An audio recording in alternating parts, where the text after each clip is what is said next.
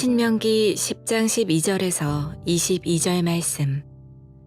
이스라엘아, 내 하나님 여호와께서 내게 요구하시는 것이 무엇이냐? 곧 내 하나님 여호와를 경외하여 그의 모든 도를 행하고 그를 사랑하며 마음을 다하고 뜻을 다하여 내 하나님 여호와를 섬기고, 내가 오늘 내 행복을 위하여 내게 명하는 여호와의 명령과 규례를 지킬 것이 아니냐. 하늘과 모든 하늘의 하늘과 땅과 그 위의 만물은 본래 내 하나님 여호와께 속한 것이로되, 여호와께서 오직 내 조상들을 기뻐하시고 그들을 사랑하사 그들의 후손인 너희를 만민 중에서 택하셨음이 오늘과 같으니라. 그러므로 너희는 마음에 할례를 행하고 다시는 목을 곧게 하지 말라. 너희의 하나님 여호와는 신 가운데 신이시며 주 가운데 주시요 크고 능하시며 두려우신 하나님이시라. 사람을 외모로 보지 아니하시며 뇌물을 받지 아니하시고 고아와 과부를 위하여 정의를 행하시며 나그네를 사랑하여 그에게 떡과 옷을 주시나니, 너희는 나그네를 사랑하라. 전에 너희도 애굽 땅에서 나그네 되었음이니라. 내 하나님 여호와를 경외하여 그를 섬기며 그에게 의지하고 그의 이름으로 맹세하라. 그는 내 찬송이시요 내 하나님이시라. 내 눈으로 본 이같이 크고 두려운 일을 너를 위하여 행하셨느니라. 애굽에 내려간 내 조상들이 겨우 70인이었으나 이제는 내 하나님 여호와께서 너를 하늘의 별같이 많게 하셨느니라.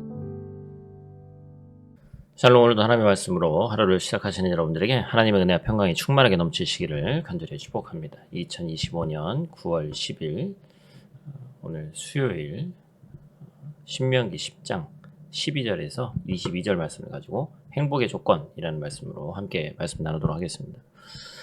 행복의 조건이 무엇일까요? 사람마다 대답이 다 다르겠죠. 어떤 이는 돈, 어떤 이는 건강, 또 어떤 이는 사랑이라고 얘기를 합니다.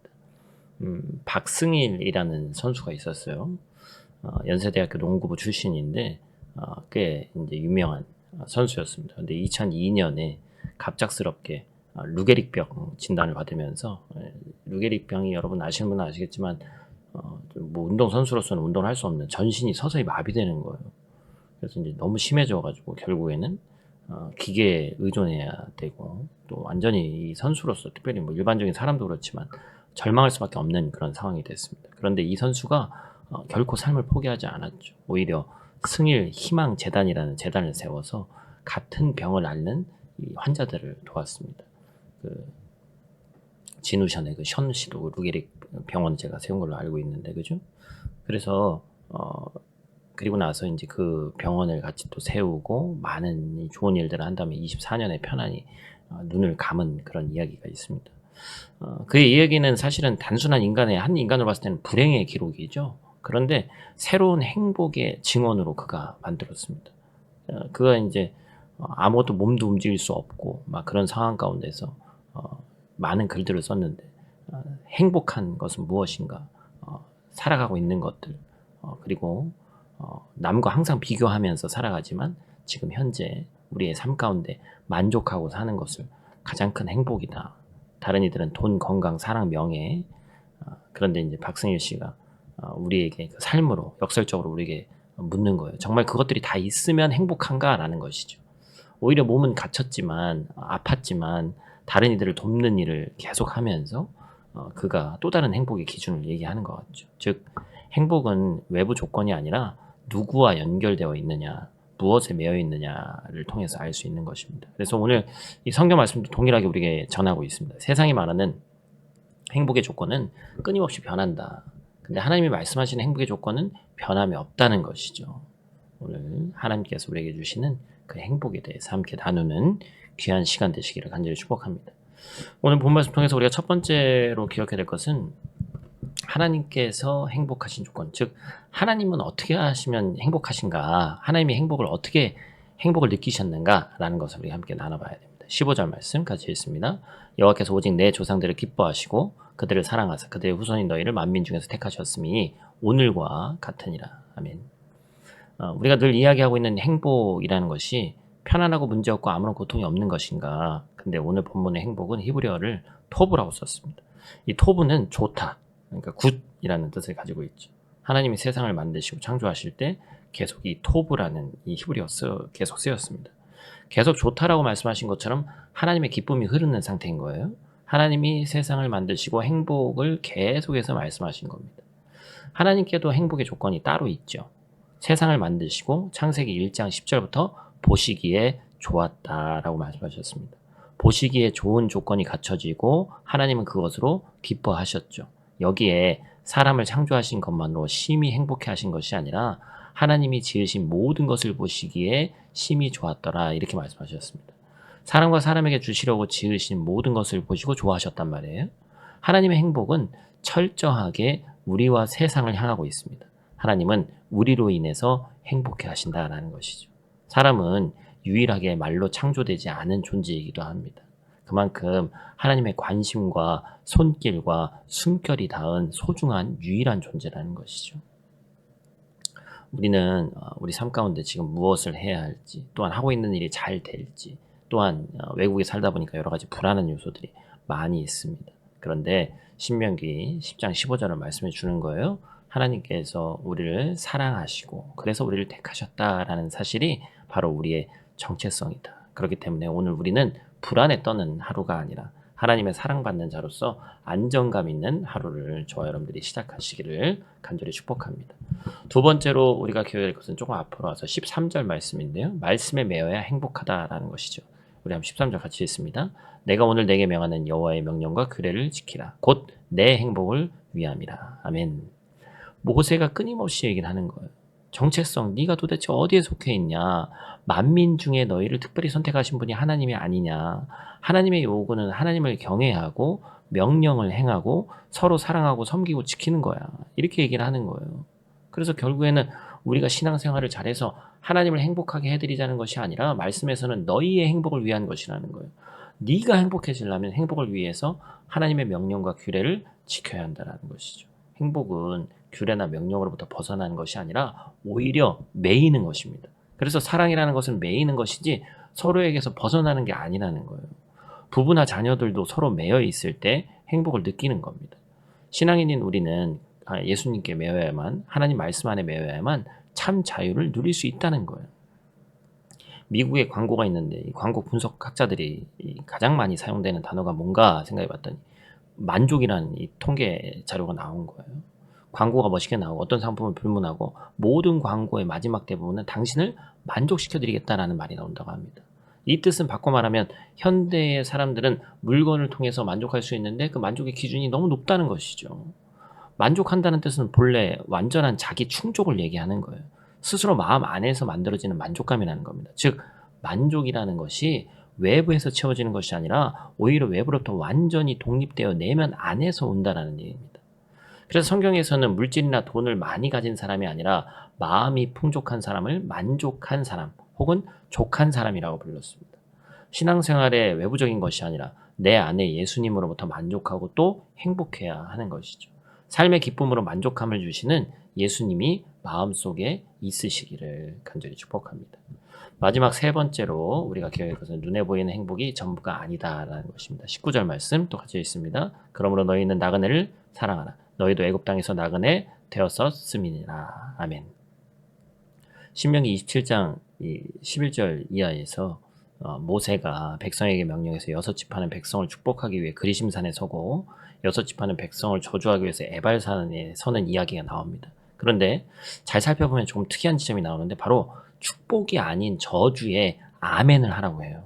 우리는 제가 축복하거나 설교 중에도 좋은 얘기 나오면 아멘 하라고 하죠. 반면에 부모를 경히 여기는 자는 저주를 받을 것이다 할 때 여러분 아멘 하기가 꺼려지죠. 이 말은 우리가 잘 되는 축복에만 매여 있다라는 것입니다. 행복하기 위해 좋은 것들, 좋은 것과 편안하고 안락함 속에서만 행복을 누리기를 원하고 평탄한 신앙 속에서 축복받으며 살기를 원한다는 거예요. 그런데 성경은 불편함 속에서 예수께 매이고 율법과 규례를 지키며 살아가는 사람에게 하나님을 사랑하고 이웃을 사랑하는 것을 경외함으로 행하고 사랑하고 섬기고 지켜라 라고 얘기를 합니다. 결국에 주님의 도를 행하는 것은 결국 주님의 길을 걸어가는 행위라는 뜻이에요. 주님이 나의 길이 되어주신다. 본문에 길로 번역된 히브리어는 데레크라고 하는데 이 길은 같이 걷다. 우리도 왜 길이 있는데 원래 나 있는 길이 아니라 풀 같은 곳이 나 있는데 사람들이 계속 걷다 보면 길이 나잖아요. 그런 걸 의미하는 겁니다. 누군가와 함께 걷고 누군가와 함께 여행하면서 걸었던 그런 길입니다. 여행하면 좋은 것만 있는 게 아니죠. 무엇을 만날지 모르는 두려움과 무서움 안에서 설렘과 새로움이 공존하면서 마음에 엄청난 에너지를 주는 거예요. 우리들의 신앙이, 우리들의 삶이 하나님과 함께 두려움과 설렘으로 하는 행복한 여행이 되기를 예수 그리스도의 이름으로 축복합니다. 하나님과 함께 사는 것, 예수님과 함께 살아가는 우리의 삶이 우리의 유일한 행복의 조건이 되는 겁니다. 여러분, 우리는 특히나 이 해외에 살면서 나그네의 삶을 살고 있습니다. 그래서 본문은 우리에게도 이렇게 명합니다. 너희는 나그네를 사랑해라. 외로움, 비교, 언어 장벽, 행정 절차의 피곤함, 이 불편함을 피해야만 행복한 게 아니라 신앙 공동체 안에서 서로를 나그네로 사랑할 때 보이지 않던 행복이 열린다. 교회 목장 모임, 또 교회 모임, 또 주일 예배, 주중 모임에서 처음 온 가족을 우리의 식탁으로 초대하는 것. 누가 다 초대받고 싶지, 초대하고 싶은 사람은 없어요, 사실. 대접받고 싶지, 대접하는 걸 즐겨하는 사람은 참 이 성경적으로 보면 복받을 자지만 인간적인 마음은 누가 해주길 바라는 마음이 더 크죠. 그런데 우리가 때로는 하루 먼저 왔다. 먼저 오고 늦게 오고의 문제가 아니라 그렇죠? 항상 열린 마음으로 나그네를 대접하는 심정으로 그들을 대접할 때 결국에 행복은 편안함의 총합이 아니라 함께 걷는 관계의 깊이다라는 것을 깨달을 수 있습니다. 말씀을 마칩니다. 사랑하는 여러분, 행복은 외부 조건이 아니라 누구와 연결되어 있느냐, 무엇에 매여 있느냐에 비롯됩니다. 하나님은 이미 우리를 사랑해 선택하셨고 말씀은 우리를 메어 참 자유를 누리게 합니다. 이 땅에서 나그네된 우리의 현실 속에서도 서로를 사랑하면서 함께 걷기를 원합니다. 이곳에서 섬처럼 살아가지 않기를 원합니다. 오늘도 하나님과 함께 걷는 길 위에서 두려움과 설렘 속에서 주님과 동행하는 행복을 누리는 저와 여러분들 되시기를 간절히 축복합니다. 마지막으로 우리가 함께 실천한 것은 제가 방금 전에 마지막에 말씀드린 것처럼 사람은 내가 가장 관심받아야 될 사람이고 내가 가장 대접받아야 될 사람이라고 생각합니다. 그러나 또 관심 가져야 될 사람이 우리 공동체 내에 분명히 있습니다. 나보다 더 관심을 기울여야 되잖아. 나보다 더 못한 위치에 있는 자들이 분명히 있어요. 그들을 돌아보고 따뜻한 문자라도 먼저 보내보고 또 작은 식탁에라도 함께 초대하는 결단이 있는 그러한 복된 한 주 되시기를 간절히 축복합니다. 우리 다 같이 있는 자리에서 함께 기도하고 마치도록 하겠습니다. 사랑의 아버지 하나님, 오늘 신명기 10장의 말씀으로 우리의 행복을 새롭게 정의해 주심에 감사를 드립니다. 세상은 돈과 건강과 명예를 행복의 조건으로 내세우지만 주님은 우리를 먼저 사랑하사 택하신 사실을 행복의 근거로 삼게 하셨습니다. 체류와 언어, 생계의 문제로 이 땅에서 흔들리는 이민자의 자리에서 하나님이 기뻐하시는 자녀라는 정체성을 굳게 붙들고 가는 오늘 하루 되게 하여 주시옵소서. 또한 나그네를 사랑하라 하신 명령에 순종하기를 원합니다. 우리 교회가 프라하에서 외로운 이들을 품는 따뜻한 식탁이 되게 하시고 새가족과 또한 여러 가지 환경을 가지고 있는 그런 자들을 환대하고 비자, 주거, 학교 정보, 언어 도움을 나누는 선행의 공동체 될 수 있도록 하나님 도와 주시옵소서. 우리의 작은 순종을 통해 보이지 않던 행복의 길, 그러한 하나님의 길이 열리게 하여 주시옵소서. 함께 걷는 그 길이 결코 두렵지 않음을 믿사오니 우리가 서로 합력하여 선을 이루는 공동체 되게 하여 주시옵소서. 예수님 귀하신 이름으로 기도드립니다. 아멘.